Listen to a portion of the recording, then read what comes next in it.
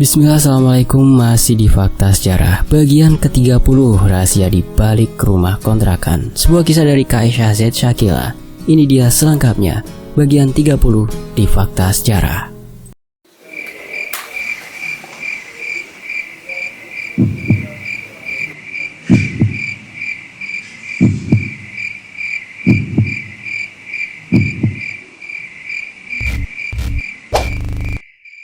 Kata warga, dia perempuan sihir. Bisa saja juga tergoda karena dia pakai cara licik. Aku cuma takut. AA udah minta Ayang selalu baca ayat penolak sihir. Insya Allah kita dijaga dari kezaliman sihir dan guna-guna. Jadi cuma Ayang aja yang bisa sihir AA. Usiknya tanpa melepas tangan di pinggangku. Oh kesel. Tuh kan, lihat Ayang kesel aja bisa bikin AA terhipnotis. Apalagi kalau senyum, terjengkang mungkin, rayunya lagi.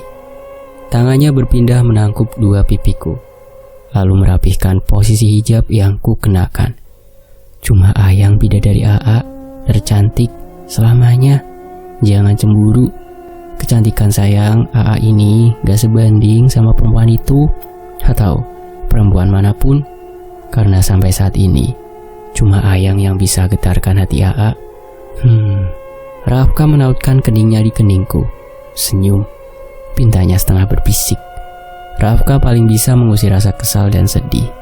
Setiap kata yang ia ucapkan berhasil membuat pipiku merona. Senyumku pun lepas tak dapat kutahan. Dah kan, cantik? Apaan, gombal mulu? Aku pura-pura masih kesal. Gombalnya cuma sama Ayang dan cinta AA untuk dirimu seorang. Malah sekarang aku yang senyum-senyum sendiri mendengar rayuannya. Aku berharap hatinya tak pernah berubah, apalagi sampai berpaling. Sudah sangat mencintainya, mencintai Rafkaku. Lapar Yang, ucapnya. Mau makan sekarang? Tadi kami udah sarapan, tapi kalau ada Rafka di rumah, selalu kuusahakan masak sekalian. Karena bisa kapan saja suamiku ini minta makan, seperti sekarang. Iya, tapi suapin. Udah gede juga masih minta suap. Mumpung belum ada saingan. Kalau udah punya junior, nanti nggak bisa minta suap. Emang kenapa? Kalau udah punya bayi, pasti Ayang sibuk suapin anak kita. Ya enggak lah, sama anak kita nanti tetap jadi prioritas utama kok. Emang pengen punya bayi apa? Pengen banget lah, orang yang udah menikah pasti pengen punya keturunan. AA juga sama, tapi kenapa? Tanyaku yang melihat wajahnya berubah layu. Sudah beberapa bulan nikah, AA belum bisa bikin kamu hamil. Apa karena umur atau ada faktor lain ya? Suasana hati yang tadi berbunga mendadak berubah ketika melihatnya seperti menyimpan rasa kecewa. Umur AA masih muda kok. Laki-laki mah umur 70 aja masih bisa produksi anak asal si istri masih subur dan sehat. Ayang kan sehat, udah pernah hamil. Nah, tapi AA itu di kampung bapak dulu ada bapak-bapak tua yang nikah sama janda muda. Istrinya itu dulunya dibilang mandul sampai dicerai suaminya. Tapi pas nikah sama bapak tua itu, ternyata hamil.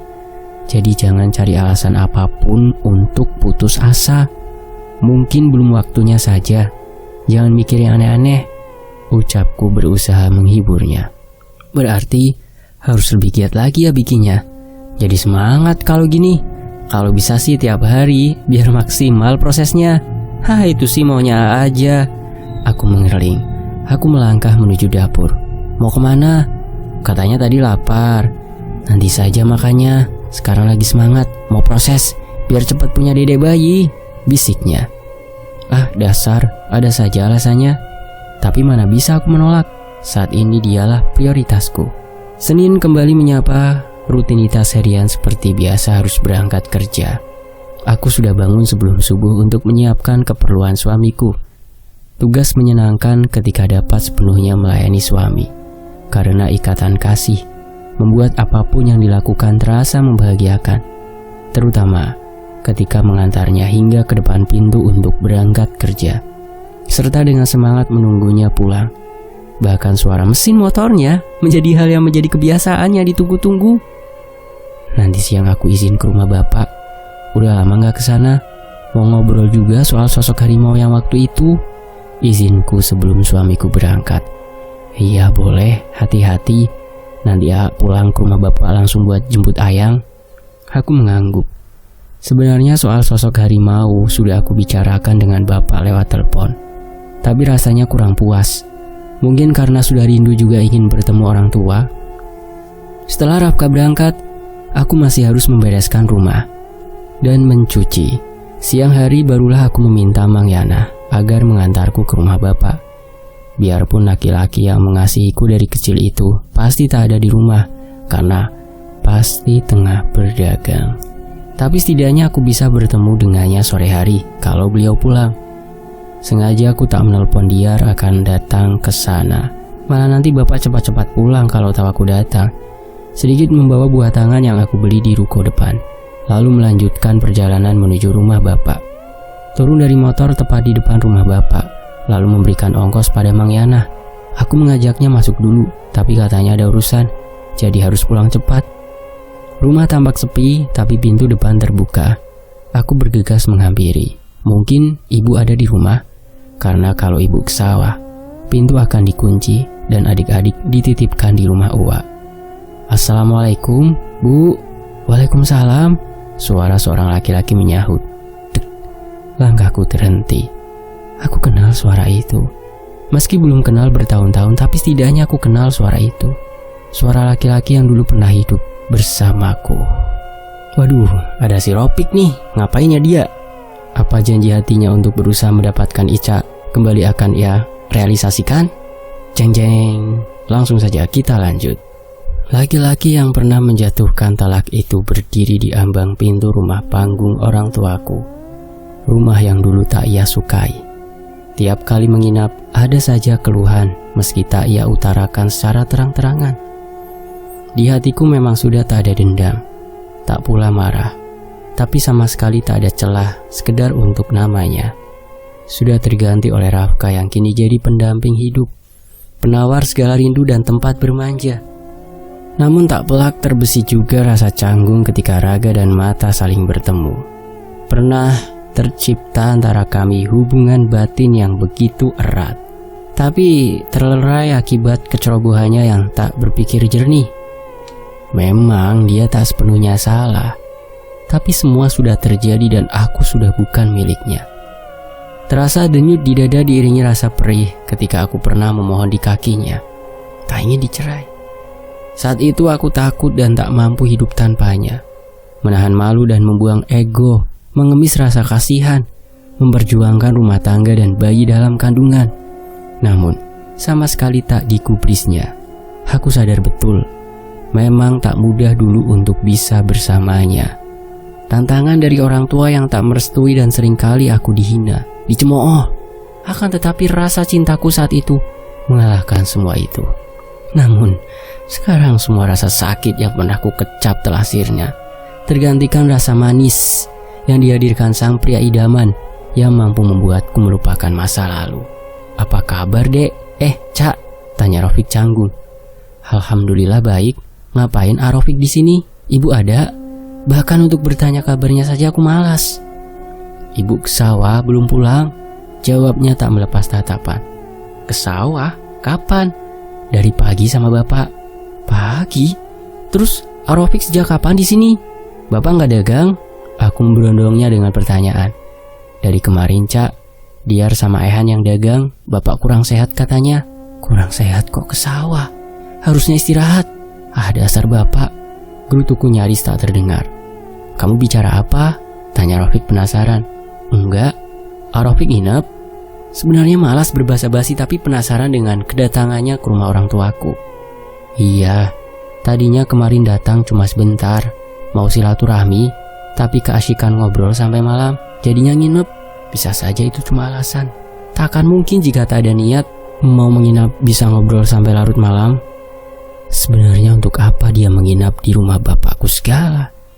Biarpun yang namanya mertua tak ada bekasnya, tapi apa harus datang jauh-jauh ke sini tanpa alasan? Aku jadi suudzon. Masuk, Cak, ajaknya sambil melangkah lebih dulu menuju rumah. Aku diamben saja nunggu ibu sama bapak. Duduk di amben tempat keluargaku mengobrol ringan atau menikmati semilir angin sambil melihat sekeliling rumah ini. Masih begitu sejuk dan asri. Aku merasa tenang menghirup udara di kampung sendiri. Rasanya plong, melegakan. Suami kamu gak ikut, Dek. Tiba-tiba saja laki-laki itu sudah berada di tempatku duduk. Ia ikut duduk di amben agak jauh dariku. Masih saja dia terbawa panggilan lama. Kadang Ica, kadang Adek. Tapi kalau sekedar panggilan aku rasa tak masalah. Sama sepertiku yang memanggilnya AA karena masih menghormati. Enggak, dia kerja. Aku sengaja kesini, kangen kampung ini. Baru sekarang kangen. Terserahlah, aku tak peduli. Tampaknya obrolan kami beku karena aku tak terlalu menyambutnya dalam ngobrol. Kamu bahagia, Dek? Seketika aku menatap laki-laki itu. Apaan ini? Kenapa Rafiq bertanya sejauh ini? Bahagia atau tidak sudah bukan urusannya. Alhamdulillah, cuma itu yang mampu ku jawab. Syukurlah. Rafiq menunduk. Entah sikap apa yang berusaha ia tunjukkan. Tak mau terlalu lama hanyut dalam obrolan yang bisa saja semakin jauh. Aku bangkit dari amben. Aku haus, ucapku sambil melenggang ke dapur, melewati pintu belakang. Kalau ada orang di rumah biasanya ibu tak pernah mengunci pintu. Benar saja, pintu dapur hanya ditutup saja. Dapat dengan mudah aku mendorongnya. Setelah meneguk segelas air, tanganku lincah membereskan piring dan gelas kotor yang hanya ditumpuk di lantai bambu. Sepertinya selesai makan pagi, ibu langsung ke sawah dan membiarkan cucian. Aku membawa piring kotor ke pemandian di pinggir rumah dan mencuci di sana. Rafiq juga tampak sudah kembali ke dalam. Piring dan gelas sudah bersih dan tersusun rapi. Tapi ibu dan bapak belum pulang juga. Aku tak berani masuk menemui Rafiq di dalam. Takut terjadi fitnah. Sekarang aku punya hati yang harus dijaga. Tak ingin mengundang masalah dalam kebahagiaan rumah tanggaku. Mencari-cari pekerjaan lain di rumah ini. Kurai sapu lidi yang ada di kolong rumah. Lalu menyapu halaman yang cukup luas.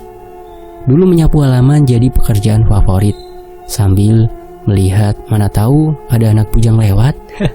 Tapi kalau beneran ada laki-laki yang lewat, malah aku lari masuk ke dalam. Dasar aku. Ternyata aku pernah mengalami masa muda yang menggelikan. Tersenyum sendiri mengenang masa muda dulu. Rafiq sudah ada di amben. Mungkin masuk ke rumah. Assalamualaikum, Neng, kapan kesini? Waalaikumsalam. Aku menoleh. Laki-laki bermata sayu itu berjalan menghampiri. Tadi Pak, katanya Bapak sakit. Kok ke sawah? Ibu mana? Cuma meriang. Ke sawah juga gak ngapa-ngapain, Neng. Cuma nemenin ibu. Ibu mampir ke warung dulu buat beli sayuran. Kesini sama siapa, Neng? Aku mencium tangan bapak dan menuntunnya agar melanjutkan mengobrol di amben sambil istirahat. Neng kesini ngojek sama tetangga, Pak. Jawabku. Tumben Neng main kesini. Apa ada masalah di rumah? Neng sama Rafka baik-baik saja kan? Masa anak main ke rumah bapaknya gak boleh? Emang main kesini pas harus lagi ada masalah aja gitu, Pak? Bapakku itu malah tertawa. Bukan begitu, Neng. Mana tahu lagi ada masalah, berantem, terus pundung. Tapi anak bapak mah kuat. Gak pernah pundung. Ada masalah saja sukanya diumpetin. Sindir bapak. Nah itu bapak tahu. Sengaja main, Pak. Bosan di rumah. Kangen juga sama ibu, bapak, dan adik-adik. Alhamdulillah kalau gak ada masalah. Tapi harus ingat, sudah jadi istri jangan terlalu sering main kesini. Setiap laki-laki itu berbeda. Mana tahu Rafka gak suka istrinya ngelayap, biarpun cuma ke rumah orang tuanya. Pesan bapak. Setiap kata yang diucapkan laki-laki terbaikku ini selalu menyejukkan. Syarat nasihat akan kebaikan. Rafka baik, Pak. Malah dia yang selalu minta Neng main kesini daripada di rumah terus katanya gak ada temen. Baguslah kalau begitu. Dari dulu aku lebih dekat dan akrab dengan bapak daripada ibu. Mungkin karena ibu terlalu sibuk mengurus keempat adikku. Jadi cuma bapak tempatku bermanja dan bercerita. Kenapa bapak nggak telepon ada Rafiq sih? Tanyaku sambil berbisik. Bapak nggak tahu kalau Neng mau datang ke sini. Kalau tahu mau datang, bapak pasti bilang. Tadinya sengaja nggak ngasih tahu. Biasanya bapak dagang.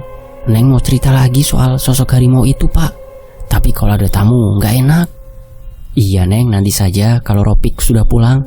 Kapan-kapan bapak main ke rumah Neng. Bisa leluasa cerita. Iya, susah banget sih bapak mau pergi ke rumah. Bapak sibuk neng, kadang ke sawah harus dagang juga. Harusnya kalau libur dagang pak, istirahat di rumah, bukan malah ke sawah. Padahal ada tamu malah ditinggal. Iya, tadinya ke sawah sebentar neng. Ternyata kalau sudah di sawah malah keasyikan. Lupa kalau di rumah ada yang nunggu, sahut bapak sambil terkekeh. Dia ngapain kesini pak? Aku bicara masih dengan sangat pelan. Risau Rafiq mendengar. Katanya silaturahmi saja neng. Lagian kita gak ada keburukan apapun. Gak ada salahnya kalau dia memang mau berkunjung. Bapak sudah bilang pintu rumah selalu terbuka. Dia gak nanyain apa-apa soal aku kan pak? Kenapa? Masih mau ditanyain? Ih bukan gitu pak, sahutku mendelik karena diusik laki-laki hebatku ini. Ya biasalah. Namanya kalau orang masih punya rasa suka, tanya dikit-dikit pasti ada. Asal jangan bertindak di luar batas, bapak pasti nggak tinggal diam. Sahut bapak bicara sangat pelan juga. Ya sudah, bapak mandi dulu. Tadi badan meriang, kalau udah ke sawah lumayan gerah. Bapak melenggang ke pemandian. Benar saja pikiranku. Pasti Rafiq masih bertanya-tanya tentangku pada bapak. Harusnya dia sadar, di antara kami sudah tak ada lagi hubungan apa-apa. Tak lama ibu datang. Tak kalah heboh mempertanyakan kenapa datang tak menelpon Diar. Kalau dulu mungkin karena belum punya handphone, jadi kalau mau datang tinggal datang. Tapi sekarang Rafka sudah membelikan 2 telepon genggam sekaligus. Makanya jadi pertanyaan kalau tak saling berkabar. Tadinya telepon itu untuk bapak 1 dan untuk Diar 1. Tapi karena bapak bilang sulit kalau sudah tua untuk menggunakan benda itu, makanya yang satu diberikan pada Ehan, adikku yang satu lagi. Sebenarnya bapak pasti bisa menggunakan telepon genggam kalau mau belajar. Setauku bapakku termasuk laki-laki yang cerdas dan mudah menangkap ilmu. Tapi mungkin kasihan sama Ehan yang merengek selalu minta dibelikan telepon. Sedangkan bapak tak mampu membelikan. Akhirnya ia mengalah. Itulah bapak. Bagiku dia adalah laki-laki sabar dan hebat. Aku membantu ibu masak untuk makan siang. Kalau dulu waktu aku masih tinggal di sini, ibu pulang dari sawah sudah terhidang nasi hangat dan lauk seadanya. Namun, karena anak ibu yang perempuan cuma aku satu-satunya, tak ada lagi yang membantu ia di dapur. Dia harus bantu bapak berdagang. Ehan masih sekolah. Itu juga kadang kalau libur agak lama seperti sekarang, dia akan ikut dagang. Sedangkan 2 lagi adik lelakiku masih kecil-kecil. Di sisi lain, Rafiq tampak sudah berkemas. Mungkin ia akan pulang. Syukurlah. Lebih cepat lebih baik. Aku juga bisa cerita soal sosok yang masih membuatku penasaran pada bapak dengan leluasa. Nak Rafiq gak nginep lagi? Tanya ibu yang melihat laki-laki itu sudah rapi. Enggak bu, ini juga udah ngerepotin. Repot apa? Ibu gak ngapa-ngapain. Malah ibu yang gak enak, gak bisa menjamu tamu dengan layak. Udah gitu ditinggal ke sawah sama ibu. Gak apa-apa, saya cuma kangen aja sama kampung ini. Kangen ngobrol juga sama bapak dan ibu. Masih diterima kedatangan saya di sini saja, sudah sangat bersyukur. Jangan segan, kalau mau silaturahmi, pintu rumah selalu terbuka. Rafiq membalas ucapan ibu dengan senyuman. Terima kasih bu. Sebelum pulang makan dulu, ajak ibu sambil menghidangkan makanan di ruang tengah di atas tikar dari anyaman. Baik bu, rasa tak nyaman harus makan bersama dengan seorang mantan. Bahkan mungkin tak elok kalau dilihat tetangga. Tapi bapak bilang anggap saja itu adalah tamu bapak. Jadi kami tetap harus memuliakan tamu. Mau tak mau, aku pun makan bersama. Memilih duduk paling ujung dekat bapak agar jauh dari Rafiq. Kami pun makan bersama seadanya. Kenapa nak Rafiq? Masakannya gak enak ya? Tanya ibu. Aku dan bapak menatap Rafiq yang tengah tertunduk. Lalu, laki-laki itu mengangkat wajah dan berbalik menatapku. Iris matanya menunjukkan kilatan. Terkumpul genangan di sudut mata. Kenapa dia itu? Enggak bu, cuma ingat dosa saya sampai melepas putri ibu. Saya kangen makan bersama seperti ini. Bahagia memakan makanan sederhana yang dihidangkan seorang istri. Air matanya menitik perlahan. Drama macam apa ini? Harusnya makan saja, terus cepat pulang. Aku riskan dengan tingkahnya yang berlebihan seperti itu. Seperti tengah mencari simpati. Tuh kan jadinya aku makin berprasangka. Sudah nak Rafiq, jangan diingat-ingat. Itu sudah berlalu. Kita harus terima qada dan qadar. Berdoa semoga semua dapat kebahagiaan. Ibu memberi wejangan. Suasana makan siang bersama menjadi canggung. Bapak hanya diam saja dan sesekali melirikku. Aku tahu pasti tak mudah bagi Rafiq membuang perasaan yang pernah hadir. Tapi semakin saling bertemu akan makin sulit melupakan. Yang ada malah membangkitkan kenangan lama dan menyakiti hati sendiri. Selesai makan, Rafiq tak bicara apa-apa lagi. Ia langsung pamit. Lalu bapak dan ibu mengantarnya hingga ke halaman. Sedangkan aku tak mengantar, duduk saja di amben, memperhatikan. Sebelum pergi, Rafiq menatapku dengan aneh, seperti tengah berbahagia. Apa pertemuan tak disengaja ini membuatnya bahagia? Ia pun pergi. Perasaanku sangat lega setelah dia pergi. Rafiq kok jalan kaki? Gak bawa motor ya pak? Tanyaku karena sejak aku datang tadi tak melihat motor terparkir. Aneh saja, punya kendaraan tapi tak digunakan. Katanya kesini naik bis. Motornya digadaikan sama ibunya buat bayar sewa rumah, ungkap ibu. Ya memang benar, rumah besar yang mereka duduki itu sudah digadaikan pada orang lain. Dan mereka tinggal di rumah itu dengan bayar sewa. Rumah sendiri disewa sendiri. Kehidupan memang aneh. Kemarin itu dia sempat ajak Diar ke rumah Neng. Katanya pengen lihat kampung Neng. Adik kamu juga polos banget. Iya saja. Untung bapak larang. Kalau tidak bisa perang dunia. Selah bapak. Hah? Ngajak Diar ke rumah? Ngapain? Aku terkejut. Apa yang aku pikir tak melenceng. Pasti Rafiq masih penasaran dengan kehidupanku. Iya katanya mau silaturahmi. Jelas bapak larang. Bapak bilang kalau Neng sekarang sudah jadi istri orang. Tidak baik didatangi mantan suami. Biarpun niatnya cuma silaturahmi. Ih, aneh-aneh saja dia. Gerutuku tak suka. Nih, dia bawa oleh-oleh banyak. Sengaja untuk kamu juga katanya. Makanya kemarin itu mau ke rumah teteh antar ini. Ibu menunjukkan buah-buahan dan camilan yang diberikan Rafiq. Waktu dia kasih buah-buahan ini, dia cerita. Wajahnya sedih. Katanya dulu kamu suka sekali kalau dia pulang bawa buah-buahan. Cetus ibu menceritakan kembali cerita Rafiq. Itu dulu bu, masa lalu. Iya kadang ibu kasihan sama dia. Rafiq itu sebenarnya baik, tapi hubungan kalian banyak tentangan dari keluarganya. Ibu juga jadi gak setuju lagi sama dia. Memangnya siapa yang mau balikan sama dia bu?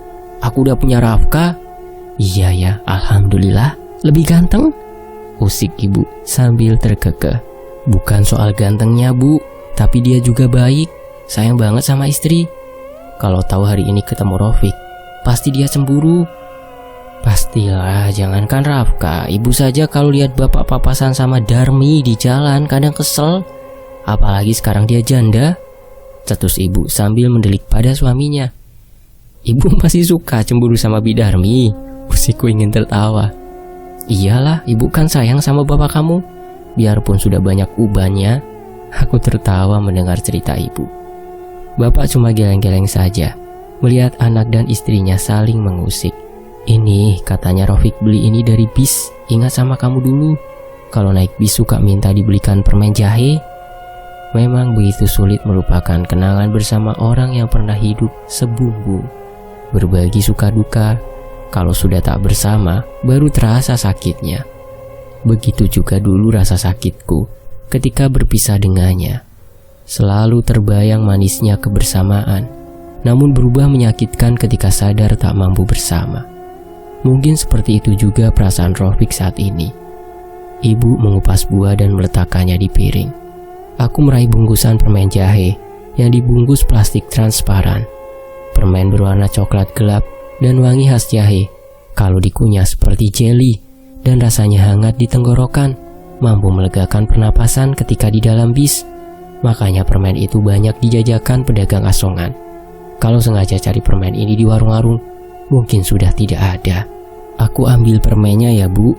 Buah sama makanan lain buat di sini saja. Neng, kalau mau bawa buahnya juga nggak apa-apa. Banyak kok, kata bapak. "Nggak usah Pak, aku makan di sini saja," sahutku sambil meraih buah yang ibu kupaskan untuk kami.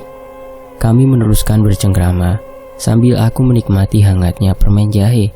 Tak lupa menceritakan lagi detailnya sosok harimau yang mendatangi Bik Karsi. Kata bapak, sepertinya memang itu sang penjaga. Orang tuaku itu tetap mewanti-wanti agar aku tak tertarik dengan segala bantuan yang berusaha makhluk itu tunjukkan. Bapak tetap berpesan, sebaik-baik tempat berlindung hanya Allah.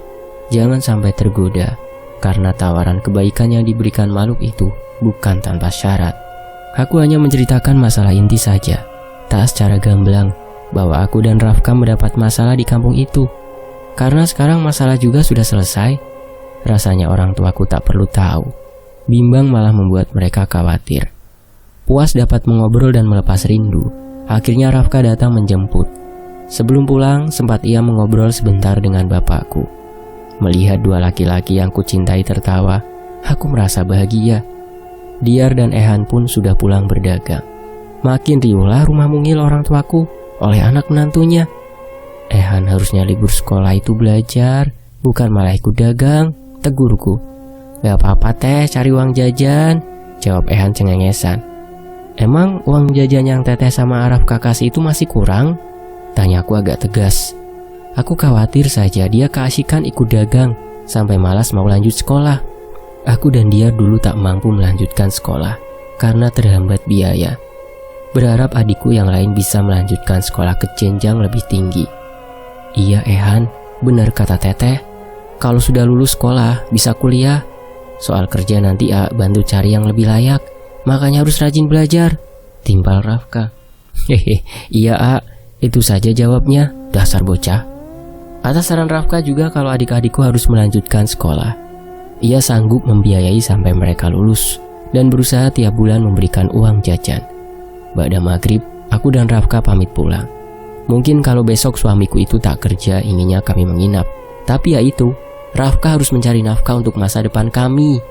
Tak bisa sesuka hati nginap di rumah ini. Kami sampai di rumah dengan keadaan rumah yang masih gelap dan tirai jendela pun masih terbuka. Aku turun dari motor untuk membuka pintu pagar, tapi terkejut saat melihat di depan teras ada seseorang yang tengah duduk di kursi teras rumahku.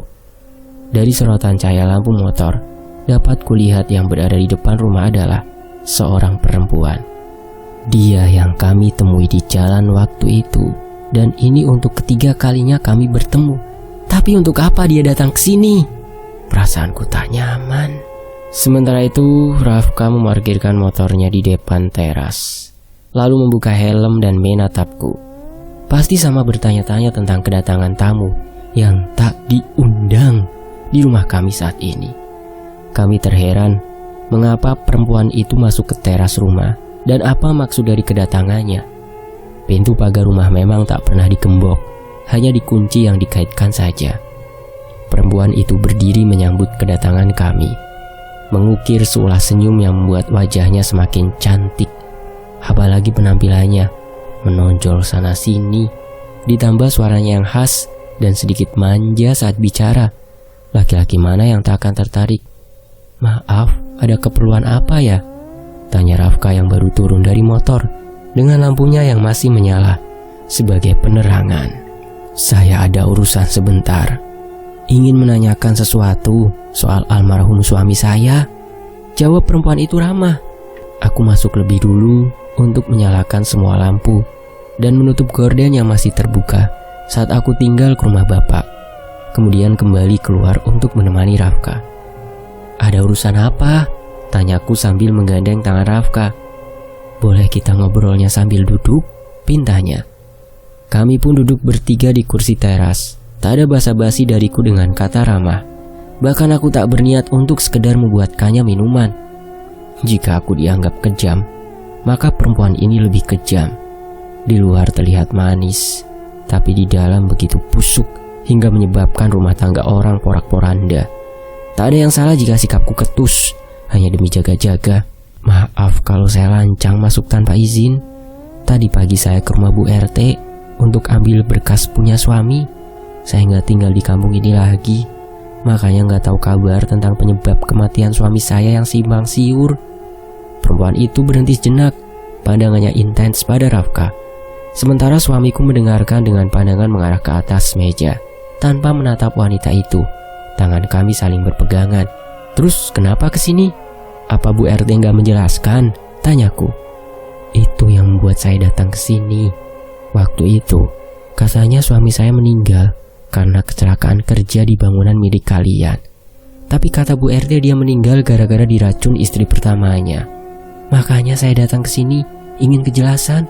Karena pemilik rumah tempat suami saya bekerjalah yang dari awal paling tahu dan bertanggung jawab. Saya tanya sama warga rumah pemilik kontrakan. Salah satu warga menuntun saya ke sini. Tapi ternyata tidak ada orang. Makanya saya tunggu. Ternyata kita udah pernah ketemu di jalan. Jadi pemilik rumah ini adalah kalian.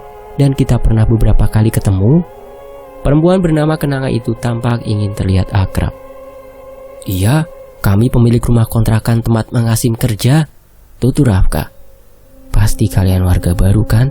Soalnya kita jarang ketemu waktu saya masih di kampung ini," ucapnya lagi. "Saya rasa sekarang semua sudah selesai. Tidak ada yang perlu dibicarakan lagi. Dan kematian Mang Hasim sudah bukan urusan kami," tutur Rafka menegaskan tanpa menghiraukan perkataannya yang basa-basi. Lampu teras yang menerangi ini cukup terang. Dengan jelas dapat dilihat bibir wanita itu seperti bergerak-gerak tanpa suara. Pikiran burukku mulai merambah lebih jauh. Berpikir bahwa ia tengah menabur kejahatan untuk keluarga kami. Apakah dia sedang membaca mantra? Nantikan kelanjutannya hanya di Fakta Sejarah. Terima kasih untuk Kak Aisyah, terima kasih teman-teman sudah setia menyimak kisah ini sejauh ini di Fakta Sejarah. Wassalamualaikum warahmatullahi wabarakatuh. Semoga